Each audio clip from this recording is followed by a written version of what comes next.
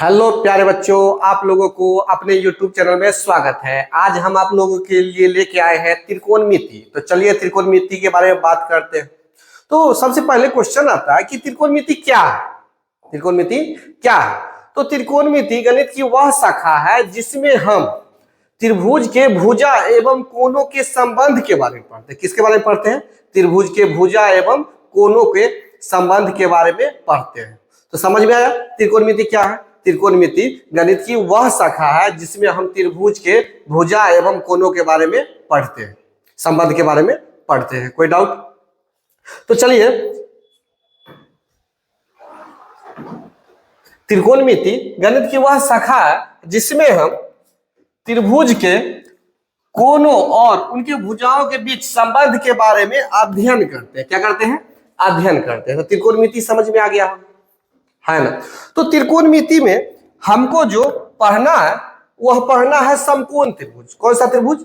समकोण त्रिभुज। पढ़ना तो सभी त्रिभुज है, मगर शुरुआत में हमको जब त्रिकोणमिति परिचय पढ़ रहे हैं तो इसमें हमको सबसे पहले समकोण त्रिभुज के बारे में पढ़ना पड़ेगा। तो चलिए समकोण त्रिभुज के बारे में पढ़ते हैं। तो समकोण त्रिभुज की एक समकोण त्रिभुज है ना? क्या लेंगे? एक समकोण त्रिभुज लेंगे और उस त्रिभुज में सबसे पहले देखेंगे कि कोण एक 90 डिग्री हो। क्या हो? 90 डिग्री। समकोण त्रिभुज जब पहले से पढ़ चुके हैं कि समकोण त्रिभुज में एक कोण 90 डिग्री होता है।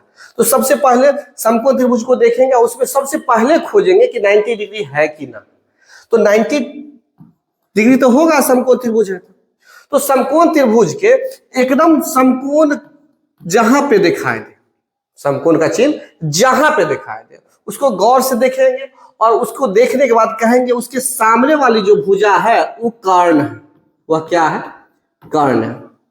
समकोण त्रिभुज में जाएंगे, समकोण त्रिभुज का कर्ण पहचानने के लिए तो सबसे पहले देखेंगे कि उस समकोण त्रिभुज में एक कोण समकोण है कि नहीं। तो समकोण त्रिभुज है तो एक कोण तो समकोण होगा, उसका चिन्ह भी होगा। उस समकोण के सामने जो भुजा होता है उसको कहते हैं कर्ण। उसको क्या बोलते हैं? कर्ण। और याद रखिएगा, महाभारत देखे होइएगा तो कर्ण कभी बदलता नहीं है। तो किसी भी समकोण त्रिभुज में कर्ण बदलता नहीं है। तो कर्ण समझ में आ गया होगा कि किसी भी समकोण त्रिभुज में समकोण के सामने वाली भुजा को क्या बोलते हैं? कर्ण बोलते हैं। किसी भी समकोण त्रिभुज में समकोण के सामने वाली भुजा को क्या बोलते हैं? कर्ण बोलते हैं। कोई डाउट? चलिए समझाते हैं। जैसे मान लीजिए कि यह एक त्रिभुज,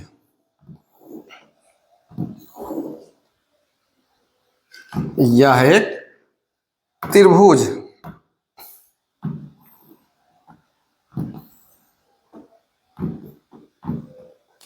दिखा दिया। अब इस त्रिभुज में यह एक समकोण त्रिभुज है। इस समकोण त्रिभुज में कर्ण है, तो कर्ण यहाँ पे समकोण त्रिभुज में समकोण है ना, समकोण। तो समकोण के ठीक सामने वाले भुजा को क्या बोलते हैं? कर्ण। समकोण में, समकोण त्रिभुज में समकोण कोण के सामने वाली जो भुजा होती है उसको क्या बोलते हैं? कर्ण। तो इसका मतलब AC हमारा क्या है? कर्ण है। कोई दिक्कत? AC हमारा क्या है? कर्ण है। याद रखिएगा कि जब भी आपको समकोण त्रिभुज दिखाई दे, जब भी आपको समकोण त्रिभुज दिखाई दे, आपके सामने समकोण त्रिभुज आ जाए, तो सब जब भी आपके सामने समकोण त्रिभुज आए तो उसको देखिएगा कि समकोण है उसमें। समकोण त्रिभुज में एक कोण समकोण होगा, तो उस समकोण चिन्ह को देखिएगा। उस चिन्ह के सामने जो दिखाई दे उसको कर्ण कहते हैं। उसको क्या बोलते हैं? कर्ण। कर्ण कभी भी बदलता नहीं है। तो कर्ण के बारे में हमेशा याद रखिएगा, समकोण के सामने जो भुजा होगा वह क्या होगा? कर्ण होगा। समकोण के सामने की भुजा क्या होगा? कर्ण होगा। कर्ण क्लियर है? सबसे पहले आपको समझना पड़ेगा कर्ण, आधार और लंब। तो सबसे पहले देखिए इसको कि कर्ण क्या है। तो कर्ण क्या है? समकोण त्रिभुज के समकोण के सामने वाली भुजा। कौन सी भुजा? समकोण के सामने वाली भुजा को कर्ण बोलते हैं। कोई डाउट नहीं है? अब आता है आधार। अब क्या आता है? आधार। तो आधार के बारे में एक बात याद रखिएगा कि कोई भी कोण बनाने के लिए हमें दो भुजा की आवश्यकता होती है। कितने भुजा की आवश्यकता होती है? दो। किसी भी कोण बनाने के लिए हमको दो भुजा की आवश्यकता होती है। बात क्लियर है? देखो भुजा ज है, भुजा ज है। अब यहां पर देखिए कि तो कर्ण हमारा फिक्स है और किसी भी समकोण त्रिभुज में तीन गो कोण होता है, एक यहाँ पे, एक यहाँ पे और एक यहाँ पे। किसी भी त्रिभुज में कितना कोण होता है? तीन गो होता है। तीन गो में से एगो समकोण होता है और दो गो न्यून कोण होता है। दो क्या होता है? न्यून कोण। समकोण किसको बोलते हैं? जिस कोण का माप 90 डिग्री हो तो उसको क्या बोलते हैं? समकोण। और जिस कोण का माप 0 से अधिक और 90 से कम हो तो उस कोण को क्या बोलते हैं? न्यून कोण बोलते हैं। बात क्लियर है? तो किसी भी समकोण त्रिभुज में दो कोण, दो प्रकार के कोण होते हैं, एक समकोण और जो दो बच जाता है वह दोनों होता है न्यून कोण। बात क्लियर? किसी भी समकोण त्रिभुज में एक कोण समकोण होता है, जो दो बच गया उसको क्या बोलते हैं? न्यून कोण बोलते हैं। तो समकोण के सामने वाली भुजा को क्या बोलते हैं? कर्ण। समकोण के सामने वाली भुजा को क्या बोलते हैं? कर्ण। और अब आपके पास दो गो न्यून कोण है। दो क्या है? न्यून कोण। तो हम आपको अभी बोले हैं कि कोई भी कोण बनाने के लिए हमको दो भुजा की आवश्यकता होती है। कितनी भुजा की आवश्यकता होती है? दो भुजा की आवश्यकता होती है। बात क्लियर है? कितने भुजा की आवश्यकता होती है? दो भुजा की आवश्यकता होती है। तो समकोण त्रिभुज में जो दो न्यून कोण है, समकोण त्रिभुज में दो न्यून कोण है, तो दो न्यून कोण जो है, तो एक कोण के बारे में पहले बात करते हैं, कोण सी के बारे में पहले बात करते हैं। तो कोण सी में दो भुजा है, वो जो यहाँ पे है वो यहाँ पे। तो एगो तो गारंटी फिक्स है कि कर्ण होगा, है ना?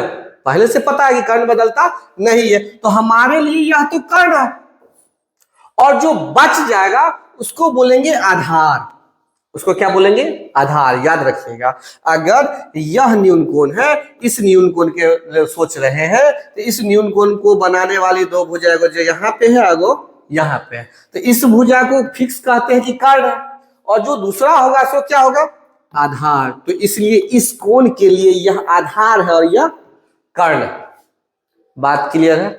अब ऊपर में न्यून कोण है। ऊपर में क्या है? न्यून कोण। हम अभी आपको बताए हैं कि किसी भी न्यून कोण को बनाने में दो भुजा लगता है। किसी भी कोण को बनाने में दो भुजा लगता है, लेकिन समकोण त्रिभुज में न्यून कोण जो बनेगा, समकोण त्रिभुज में क्या बनेगा? न्यून कोण जो बनेगा वह बनाने के लिए दो भुजा की आवश्यकता होती है। एक कर्ण होता है तो दूसरा आधार होता है। याद रखिएगा बात। क्या याद रखिएगा? किसी भी समकोण त्रिभुज में न्यून कोण बनाने वाली, न्यून कोण जो बनता है वह न्यून कोण बनाने वाली भुजा दो गो होता है। न्यून कोण जो बनता है उसके लिए कितना भुजा होता है? दो। तो एक भुजा तो कर्ण फिक्स होता है, तो दूसरा जो बच जाता है वह आधार होता है। इसका अर्थ यह हुआ कि अगर इस कोण के लिए यह तो फिक्स है कर्ण, तो इस कोण के लिए यह क्या है? आधार है। यह क्या है? आधार है। उसी प्रकार कोण सी के लिए सोचिए कि इस कोण को बनाने में दो भुजा लगा, तो एक भुजा क्या है?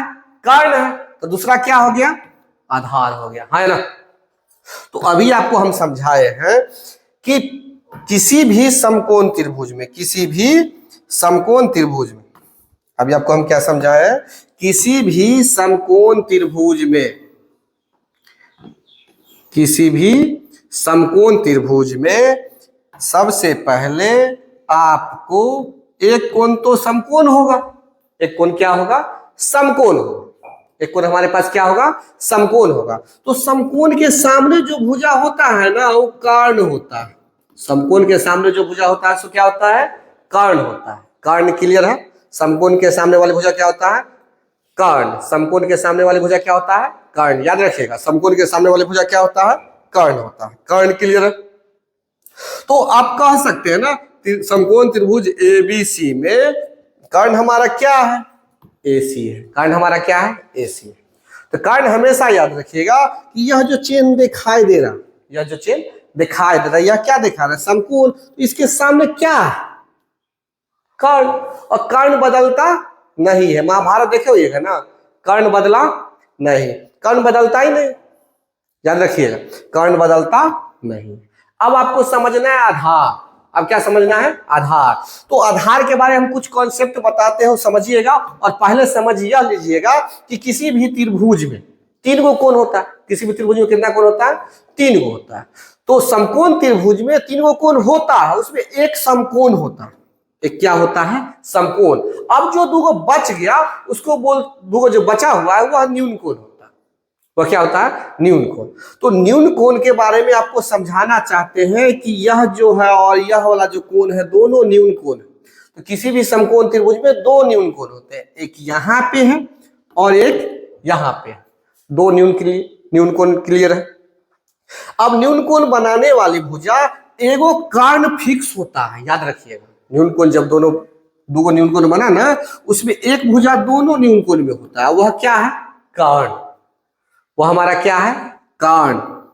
बात क्लियर है? तो न्यून कोण जो होता है उस कोण को बनाने में 2 भुजा लगता है, तो एगो तो कर्ण फिक्स होता है।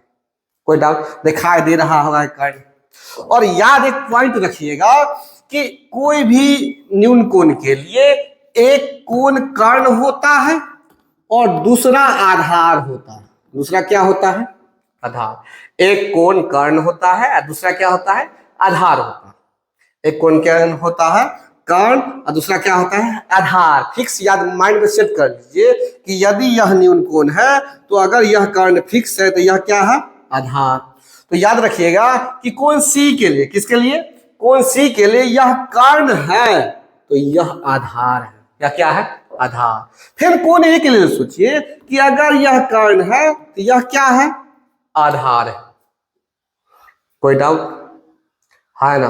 याद रखिएगा कि त्रिकोणमिति जब आप पढ़ने आइएगा तो लंब और आधार कोण पर डिपेंड करता है, कोण पर निर्भर करता है। बात क्लियर है? तो कोण सी के लिए हमारा कर्ण क्या है? ए सी। तो कोण सी के लिए आधार क्या है? B C. आधार के बारे में क्या बोले हैं कि अगर किसी भी कोण, किसी भी न्यून कोण में एक समकोण हो, एक कर्ण होता है, क्या होता है? कर्ण होता है। दूसरा क्या होता है? आधार होता है। एक कर्ण तो फिक्स होता। तो देखिए यहाँ पे कि इसमें कर्ण एसी है, कोण सी के लिए कर्ण क्या है? एसी है। तो कोण सी के लिए जो बच गया, कोण सी है ना न्यून कोण है, तो कोण सी के लिए जो बच गया बी सी, वह क्या है? आधार। उसी प्रकार कोण ए के लिए देखिए तो हमारा कर्ण क्या है? ए सी, तो आधार क्या हो जाएगा? A B. कोई डाउट? बात क्लियर हो गया? तो आपको कर्ण समझा दिया और आधार समझा दिया। कर्ण आपको क्या समझाए? कि कर्ण आपको समझाए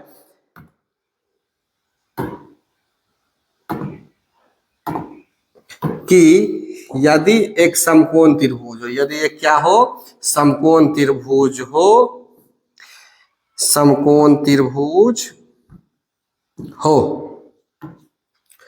जैसे पी क्यू आर है। तो सबसे पहले आपको कर्ण के बारे में समझाया। किसके बारे में समझाया है? कर्ण के बारे में। तो कर्ण क्या होता है? समकोण के सामने वाली भुजा कर्ण होता है। तो समकोण के सामने वाली भुजा पी आर है, यह हमारा क्या है? कर्ण। तो पी आर हमारा क्या हो गया? कर्ण हो गया। कोई डाउट? उसके बाद बोले कि समकोण त्रिभुज में 3 गो कोण होता है, एक समकोण होता है, 2 गो न्यून कोण होता है। क्लियर? तो इसके लिए हमको समझना है लंब और आधार। इसके लिए हमको क्या समझना है? लंब और आधार। तो 2 गो जो न्यून कोण होता है ना, तो यह जो लंब और आधार होता है इस न्यून कोण के लिए अलग अलग होता है। इस न्यून कोण के लिए लंब आधार अलग होगा, इस न्यून कोण के लिए लंब और आधार अलग होगा। तो अभी आपको कुछ देर पहले बताए थे कि बुआ कि किसी भी कोण को, न्यून कोण को बनाने के लिए एक कोण तो कर्ण होता है, दूसरा जो बच जाता है वह क्या होता है? आधार। तो कोण आर के लिए देखिए तो फिक्स है कि कर्ण है, तो आधार हमारा क्या हो गया? क्यू आर, है ना? और इधर देखिए कोण न्यून कोण जो पी है, इस कोण पी के लिए यह तो कर्ण है, तो यह बच गया। सो कि यह जो है क्या है? आधार। न्यून कोण बनाने में क्या भुजा लगता है? 2 गो। एगो कर्ण होता है, एगो आधार। कर्ण तो हमारा फिक्स है, आधार हमारा यह। अब आता है लंब। तो जब आपको कर्ण पता है, आधार इस कोण के लिए पता है, तो इस दोनों के बाद बचा कौन सा भुजा? तो इस कोण के लिए यह क्या है? आधार। लंब। यह क्या है? लंब। इसके सामने वाली भुजा क्या हो जाएगा? लंब हो जाएगा। तो याद रखिएगा कि अगर यह हम न्यून कोण बनाए तो एगो कर्ण है, या क्या है? कर्ण, ई आधार है, तो सामने में नहीं एगो बच गया, तो यह हमारा क्या हो जाएगा, लंब हो जाएगा। यह हमारा क्या हो जाएगा, लंब हो जाएगा। तो कोण आर के लिए यह क्या है, कर्ण, यह क्या है, आधार, और इसके सामने जो बच गया सो क्या है, लंब। बात क्लियर है। अब आपको कोण पी के लिए पूछेगा कर्ण क्या है, तो क्या बोलिएगा, पी आर। आधार क्या है, तो पी क्यू, और लंब क्या है, तो क्यू आर। कोई डाउट नहीं ना? तो आपको समझ में आ गया होगा कि कर्ण, लंब और आधार, कर्ण और लंब और आधार, कर्ण लंब आधार क्लियर हो गया। कोई डाउट? तो आगे चलते हैं, क्वेश्चन करते हैं आपसे।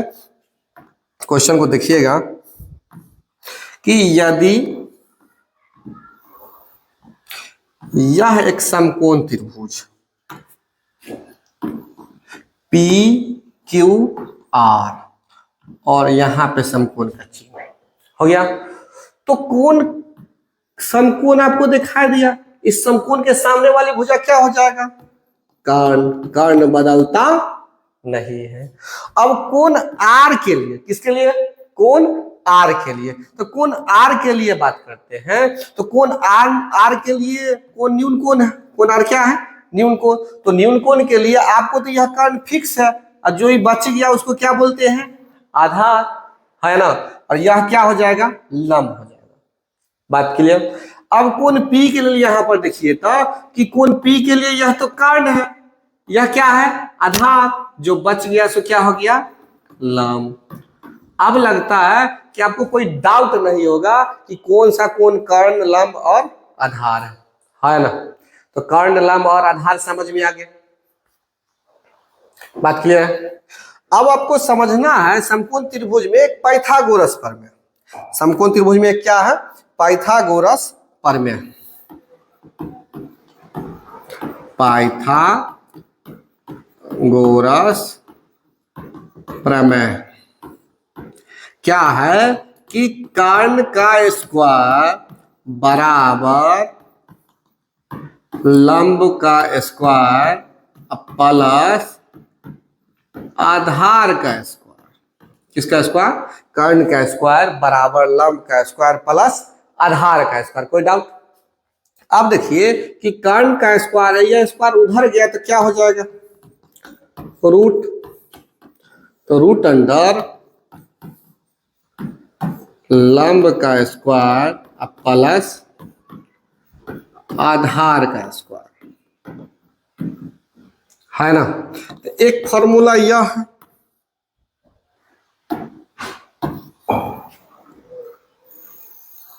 कर्ण बराबर रूट अंडर लंब का स्क्वायर प्लस आधार का स्क्वायर, है ना। अगला याद रखिएगा, ये प्लस में नहीं आया तो माइनस में, तो लंब के लिए आपको क्या हो जाएगा, लंब बराबर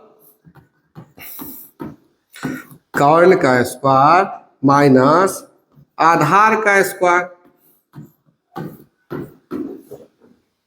है ना। ये याद कर ही लीजिएगा, याद रहेगा तभी आगे बनेगा। एक होता है आधार बराबर कर्ण का स्क्वायर माइनस लंब का स्क्वायर। यह तीन फॉर्मूला याद होना चाहिए, कर्ण बराबर रूट अंडर लंब का स्क्वायर प्लस आधार का स्क्वायर, और लंब बराबर रूट अंडर कर्ण का स्क्वायर माइनस आधार का स्क्वायर, और आधार बराबर रूट अंडर कर्ण स्क्वायर माइनस लंब स्क्वायर। ये तीन फॉर्मूला याद होना चाहिए। ये तीन फॉर्मूला पे आपको क्वेश्चन बनवा के देखते हैं। देखिए, अगर हमारे पास लंब 3 सेंटीमीटर और आधार 4 सेंटीमीटर, लंब हमारा कितना सेंटीमीटर है, 3 सेंटीमीटर है, और आधार हमारा 4 सेंटीमीटर। बात क्लियर है? तो क्या नहीं है, कर्ण नहीं है। तो पाइथागोरस प्रमेय क्या कहता है,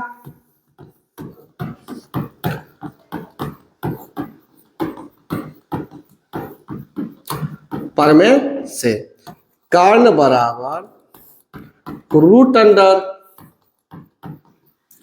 लंब का स्क्वायर प्लस आधार का स्क्वायर, है ना।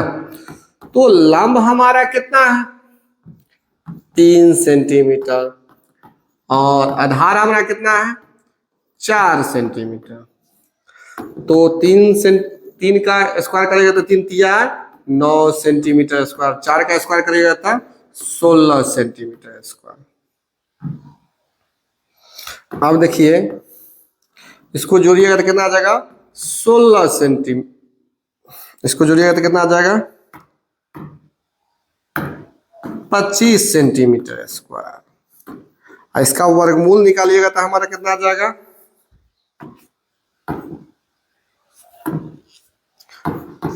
5 सेंटीमीटर, है ना।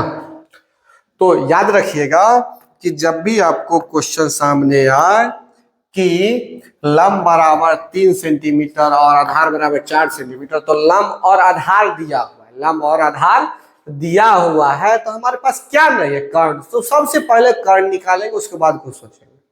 बात क्लियर। तो पाइथागोरस प्रमेय से क्या होता है कर्ण बराबर रूट अंडर लंब का स्क्वायर प्लस आधार का स्क्वायर। तो लंब हमारा कितना था 3 सेंटीमीटर और आधार कितना था 4, तो 3 का स्क्वायर करिएगा कितना हो जाएगा 3 तिया 9, 4 का करिएगा 4 चौका 16, जोड़िएगा तो कितना हो जाएगा 25, निकला कितना 5 सेंटीमीटर। कोई डाउट है ना। तो 5 सेंटीमीटर आ गया हमारा। अब अगला क्वेश्चन आपको दिखाते हैं। देखिए अगला क्वेश्चन कहता है कि कर्ण हमारा 17 सेंटीमीटर, कर्ण कितना है 17 सेंटीमीटर और आधार कितना 15 सेंटीमीटर। तो गौर से देखिए कर्ण हमारा 17 सेंटीमीटर है, आधार हमारा 15 सेंटीमीटर। निकालना क्या है लंब, तो लिखेंगे पाइथागोरस